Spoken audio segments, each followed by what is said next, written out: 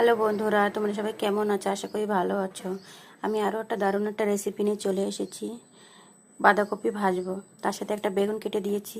আমার এর সাথে লাগবে আমার এখানে কাঁচামরিচ, টমেটো আর পেঁয়াজ। তা চলো আমি কিভাবে রান্নাটা করি তোমাদের দেখাচ্ছি। এটা বসিয়ে দিয়েছি, এখন দিয়ে দেবো আমি রিফাইন তেল। দেখতে পাচ্ছ আমি সকালের ভাতটাও বসিয়ে দিয়েছি, ফুটে গেছে প্রায়। দেবো দুটো তেজপাতা, জিরে, কেটে রাখা পেঁয়াজ গুঁড়ো,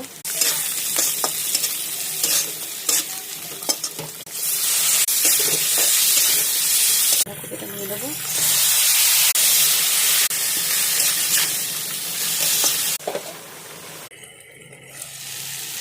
ভাজাটা প্রায় কমপ্লিট, পাতা দিয়ে নামিয়ে দেবো। একটু লাল লঙ্কার গুঁড়ো দেবো। কপি ভাজা রেডি। কেমন লাগলো তোমরা সবাই বলো কমেন্টে।